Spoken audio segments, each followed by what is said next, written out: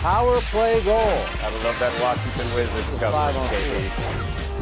I had to bring my Wizards into this. The Josh Allen interceptions are backbreakers. They break your back. Spinal. The interference on that last drive that got Denver into field goal range was body mummification.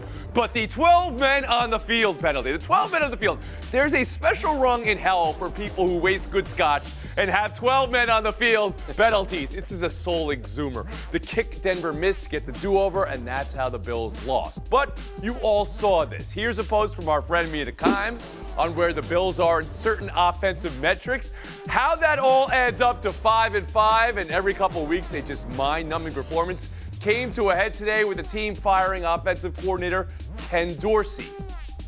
Israel, how broken are the Bills, and could the fix of firing an offensive coordinator actually solve it?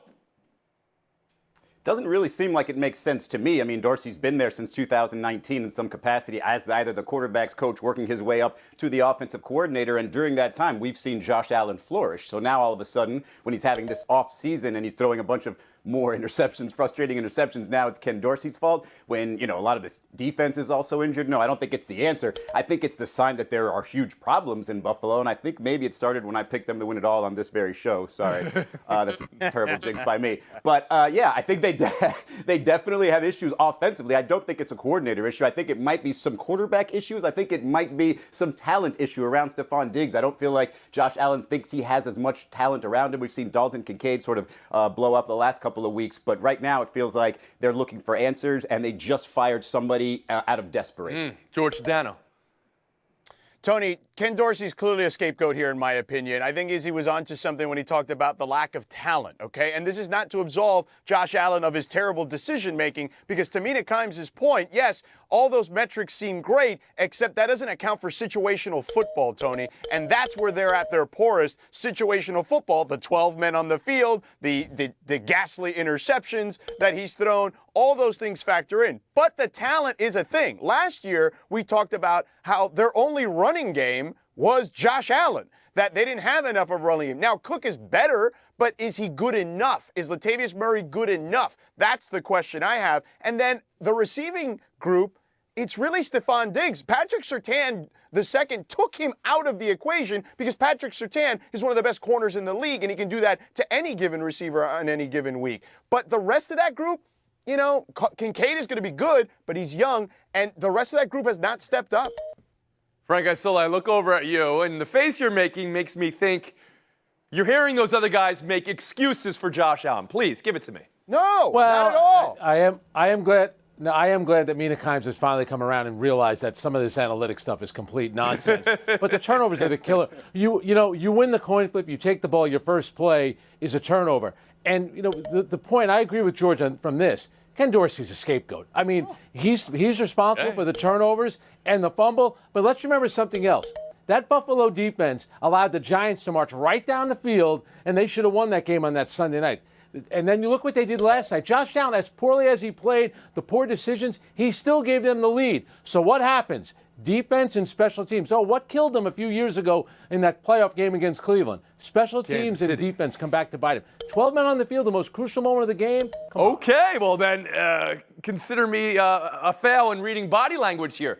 Well, Kevin, let me ask it to you this way. We see the offensive coordinator fired today. Do the Bills have an offensive problem? Do they have a quarterback problem? Or do they have just a whole range of problems? Well, I think they have a whole range of problems. Anytime you can bring in the special teams for having too many players on the field. Anytime you can talk about a franchise quarterback in Josh Allen, not only leading the league in picks, but also in turnovers with 3 fumbles. And so maybe the coordinator could be part of it. Maybe they're not scheming correctly. Maybe he's not able to reel in the talent that is Josh Allen and say, you know what, there's some plays you should not try to make. We will make make those for you in some other capacity. But we continue to see Josh Allen trying to throw balls where they shouldn't go. He had one pick that was called back last night, right? The DB stepped on the line. It was a horrible throw between 3 defenders. So you got to reel him in, and maybe that's somebody who can play Can he that, be reeled play in, though? that role. When you try to reel in someone like Josh Allen, are you losing some of the things that make him special? This is not a unique thought, but the idea that the loss to Kansas City in that playoff game, where there was just 13 seconds left, kind of broke Josh Allen in some way. Frank, do you put any credence into that? I think it broke the Buffalo Bills in some ways. I think Josh Allen is the type of guy who falls in love with his arm. He throws the ball long. He tries to throw it hard. They cannot catch the ball. They need to get the ball more to Stephon Diggs. But that ability is there. And I think, and George mentioned it as well, I hate to keep complimenting him, but Josh Allen just needs to run more. Not just design a play to run, but Russell Wilson seemed to know when to run. Josh Allen now, it seems like that part of his game isn't there anymore. Right, yeah, you have 4th down and 1s or short yardage plays. They're in a shotgun 5 yards back, and they're not even attempting the run there. We've been horned about a while back, but I need to just ask a question about the Denver Broncos. This is a 3-game win streak. The defense that allowed 70 earlier in the season just beat Allen and beat Mahomes while forcing 9 turnovers. George, is there something going on in Denver? Is that something hope? There's hope. I don't know about hope for this particular season, Tony, but I think there's hope moving forward where there were a lot of people, including people on this show, that were writing off Sean Payton as, he's past his prime. He's not the guy that we thought he was going to be moving forward. You know, that stuff in New Orleans was in New Orleans with Drew Brees. Well, he's made Russell Wilson a more efficient quarterback, which is something we certainly didn't see last year. He's been way more careful with the ball. And to your point about the defense, they've been the best defense in points per game in the last 4 weeks. They have held all these teams pretty much under 3 scores, which is pretty impressive in today's NFL. Frank Isola on Denver.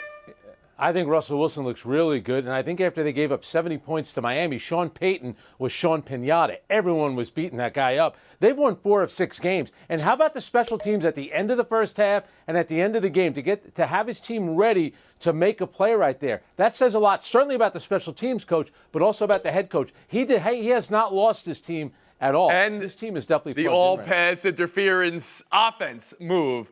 Trademark Jane Coaston. The idea, just throw it downfield and maybe something will happen. That was just as much a backbreaker. Breaking backs. Spinal. We'll move on. Let's talk NBA. Spurs at Thunder tonight. Victor Wembanyama, Chet Holmgren.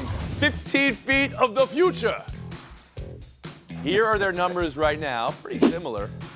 Although, Holmgren, look at the field goal percentage. 10 percentage points higher than Wembanyama. Frank, expectations for tonight? Is it possible for Holmgren to have the better night and better year this season? It certainly is. Number one, he's been in an NBA system for over a year, even though he didn't play, and he gets to play with Shai Gilgeous-Alexander, one of the best players in the NBA. Chet Holmgren's been off to a great start, 164 points. If you look at that organization dating back to Seattle, the only 2 guys that have ever scored more than that in their first 10 games were X-Man Xavier McDaniel and Kevin Durant. That's pretty good company. But for the NBA, this is a great night, and it's an in-season tournament game. For all you people who don't like it, I like the tournament. This is fun to watch. Give me some predictions of what you might see tonight, especially should they match up together. I think it's going to be great. And Wembanyama, let's face it, we know how it's going to work up and down. I think Chet will get the better of him, but late in the game, it's going to be about Shai Gilgeous-Alexander. Kevin Blackistone on tonight and looking forward. Oh, I'm absolutely looking forward to it. I don't care if it's an in-season tournament game or out-of-season tournament game. This is a lot better than the in-season tournament game. This is what people want to see. And, you know, maybe there's a little bit of grudge going into this game, which is what I would hope for. When Team France played Team USA a few years ago, and Team USA won by a couple after Wembanyama fouled out. So I want to bring that back into the mix. Look. This is the future of this league, and we are going to see them in real time tonight for the first time in the NBA. And this is going to be great. I appreciate that you're looking forward to watching them play. I meant looking forward into what they may be this season, Kevin Blackistone. Is it possible? Expectations for Holmgren. You know the Thunder should have higher expectations, but for Holmgren specifically in his rookie season to have higher expectations? Sure, absolutely, because it's not, as Frank kind of said, it's not his rookie season. He's been in the system for a year, and as much as we've talked about Wemby, the start of his rookie year, the numbers that Holmgren has been putting up are just as good. Gutierrez on tonight. Right. I mean, first of all, I need all this basketball evolution to slow down because we never even got a chance to marvel at Chet Holmgren. I know he was injured last year. And then we get Victor Wembanyama, and it's like, whoa. So finally getting to see them together, it's like it's a lot at once. It's sensory overload. But I do think that Chet would probably, I think this is sort of the way the year's going to go along in terms of statistics. Chet will probably have the better year. He'll probably have the better, more efficient numbers because he's got better teammates, frankly. A lot of the team is focused on Shai Gilgeous-Alexander, Jalen Williams maybe, and, Chet Holmgren can get some easy buckets there, but late in a game, I think, or in the fourth quarter is when you're going to see Victor Wembanyama kind of at his best, super competitive, trying to make, plays all over the floor defensively and not really sort of holding back offensively, doing whatever he sort of feels is right. And in the fourth quarters, he's been really good. So, yeah, I think it's going to be a fun contest, just not tonight, all throughout their careers. I just hope they both stay healthy. George Sedano. Tony, a couple of weeks ago, we talked about it on this show when they were going to face off in the preseason. They came off an incredible game as they faced off against each other. At that time, I still feel this way, I thought Chet could win the Rookie of the Year. For all the hoopla around Wembanyama, there's going to be some ups and downs because Chet, his body is more mature than Victor Wembanyama at this point. He went through 1 year, even though he was hurt, went through 1 year of the program with OKC, put on 15 pounds of muscle. That he can take the wear and tear on his body in a way that Victor can't at this point. I'll ask you. I'm not afraid. Holmgren for Rookie of the Year over Wembanyama, Sedano? Yes. Yeah. Yes. Israel, you're mulling that? You're letting that marinate, germinate? Jaime Jaquez Jr. No, I still think Victor, if he stays healthy, is going to have the numbers to get it. KB, Frank Isola, give us a little something to look forward to. Holmgren, no problem. Really? No This problem. is now. Yeah. Chet should, to me, he's not a rookie, but he's going to win it, I think. We'll take a break right here. Buy or sell on the other side. Clippers at Nuggets tonight. LA in search of their first win with James Harden. George, chances of a win tonight. And how patient can the Clippers afford to be? I actually think that they're going to be close in this one, Tony. The spread's only 4.5, which I found to be strange considering how much the Clippers are struggling. But I think eventually they'll figure it out. I just think they need to figure out who needs to go to the bench. I think, to me, that's the big key. And if I had to pick someone, it would probably be Russell Westbrook, to be honest with you. Israel Gutierrez? Yeah, the Nuggets coming off of a loss, going back home. I have a hard time believing that they're going to lose. So I think the Clippers are going to really struggle. I think James Harden probably is the one who has to find his way to the bench. He sort of needs to lead that second unit and be, the coordinator of that second unit and get his assist numbers up and get his scoring up. But right now, he's all over the place except the restricted area. Has not taken a layup, has not taken a shot from the restricted area. That's not James Harden's game. He's got to get to the rim. All right, Kevin, you just heard your colleagues say somebody has to go to the bench. George thinks it's Westbrook. Israel thinks it's Harden. What do you say? I don't think it's going to be Harden. I mean, Helene Elliott out at the LA Times just wrote a piece the other day talking about how Tyronn Lue had circled everybody around and said this is James Harden's team to make it happen. So I don't see it being him. They're just going to have to wait it out and wait for him to fit in, whatever that means, but it's not going to start in Denver. And I appreciate you for citing your source there, Professor. Frank Isola, how about you? Yeah, the system, as he likes to call himself, is broken. He's a minus 67 in the 125 minutes he's played with the Clippers. Again, I hate to do this, but I agree with George. I'm putting James Harden on the bench. When Harden played for the Brooklyn Nets, believe it or not, he actually enjoyed it when he wasn't out there with Kevin Durant and Kyrie Irving. This way he could play with a bunch of guys and dribble the blood out of the ball, get his shots. I put him on the bench. I think he's better there. Dribble the blood out of the ball. Well said, Frank Isola. We'll move on. Buy or sell to Zion Williamson. We had a team meeting, and it was brought up some things that I could do better, especially like with buying into the program. And right now it's tough right now, but like I said, right now I'm taking a little back seat right now, and I'm trusting the process. I'm trying my best to buy in right now. Israel, how do you hear Zion Williamson there? Well, he's clearly frustrated. He's a guy who's finally healthy and feels like maybe he should be doing more. But if I'm the Pelicans, I'm also saying to myself, hey, we haven't been able to see you throughout the course of a year. If we run an entire offense based around you and you strictly, then when you get hurt, inevitably, we're going to be stuck. And so I do think some of their struggles recently have been because CJ McCollum's been out, etc. But Zion needs to sort of work on him being able to be available more so than worried about where his shots are coming from and when. Kevin Blackstone?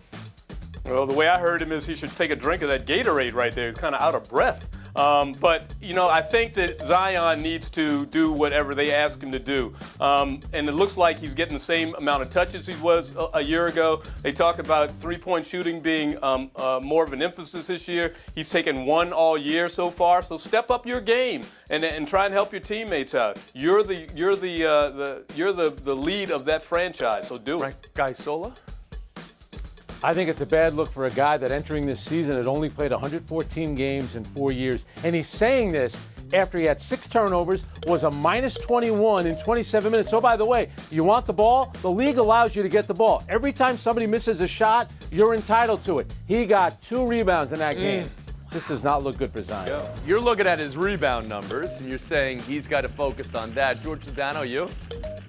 Tony, I'm selling all of this. I'm selling Zion. I'm selling the organization on this, too. Zion has been given too much too soon. Like, we're supposed to treat him like LeBron from the get-go. And part of it is not his fault. Injuries are part of the game. But also the other part of the equation is on him. His physical fitness in some people's minds has not been up to snuff. But with the team, they're 21st in three-point shooting. What are you trying to cater to a part of your offense that isn't the best part of your offense? Like, I don't understand trying to pigeonhole yourself into this three-point shooting team when you don't have good three-point shooters on your team necessarily. Is that a playoff team, George? A playoff team? No. A play-in team, perhaps. Real, you want to answer that question? I think they have the talent. I think if you get Brandon Ingram, Zion Williamson, and CJ McCollum playing to their best, yeah, and they do have a couple of shooters around them, but yeah, they haven't been healthy together, so I doubt that you can sort of envision that for the course of the season. He had to have just finished the workout, right? I mean, there was full Tony Soprano breathing. Maybe the microphone was too close. I don't know. Putting those Skims on. The official underwear of the NBA. He had the Skims on? Oh, man. And I took it today. Showdown coming up. Kevin Blackistone, Frank Isola. Stone and Ice. Next. Stone, Frank Isola, good luck in Showdown. Texas A&M job opening, and it's denial season. Oregon coach Dan Lanning saying there's 0 chance of him leaving the Ducks. Deion Sanders denying any interest in Texas A&M. Kevin, what's reality here? Could Texas A&M be a better job than what Lanning and Deion already have? Well, no, it's not, and I'll tell you why. One, you're attracted to Texas because they have all the recruits in the country, but the other thing is they're in the SEC and it's hard to win there. And Deion Sanders, just concern yourselves with Colorado. Come on. Frank Isola? Yeah, Deion's got a lot to prove before he gets a job like that. Dan Lanning will stay in Oregon. First of all, with Bill Knight, you got that Nike money, and he's got deep pockets, and you go to the Big Ten. Oregon's a good job. Deion did say he's worried about winning one game, let alone his next job right now. All right, we'll split the point. We'll move on. Showdown 2, Connor McDavid. First and foremost, obviously surprised. Didn't see it coming. I woke up to a text like probably a lot of you guys did as well. I know the narrative out there, obviously. But it couldn't be further from the truth. I just muted Connor McDavid for a bad phrase, I guess. So, yes, the Oilers did fire Coach Jay Woodcroft. They did win their first game with new coach Chris Knobloch. Frank, how'd you hear McDavid there? I don't believe him. Knobloch was his junior coach, and guess who made the hiring? The guy that used to be Connor McDavid's agent, who's now in the front office. So when McDavid said he didn't know what was happening, nobody conspires like you, Frank. And how about you, Stone? And look at the proof right now. Here's a guy in McDavid who's been struggling to score all year, comes back in this game, second worst record in the league, and he scores a goal. Yeah.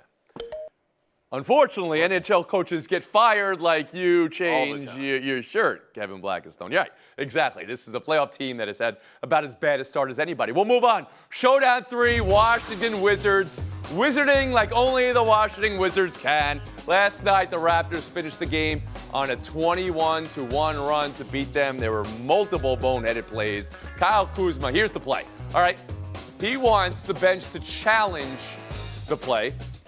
He leaves the court whilst the play is still ongoing. Raptors 5-on-4 score. And yes, that was part of this 21-1 run. So as far as Wizards loss go, Kevin, rate this one. Oh, you mean is it worse than the 146 they gave up to the Sixers? Is it worse than the game they had just the other night against the Nets where they blew a 15-point lead in the fourth quarter? You mean this 23-point lead that they blew this time? Is it worse than that? All right. You mean a coach that doesn't realize that Kyle Kuzma's out of the play and he should take the challenge anyway? Wait. You just took up all the time. What are you talking about? This is the franchise that gave us so many of these moments. Michael Ruffin throwing the ball in the air with 8 seconds left and then still having time and losing. Frank Isola, you didn't even answer the question. You get the win, please.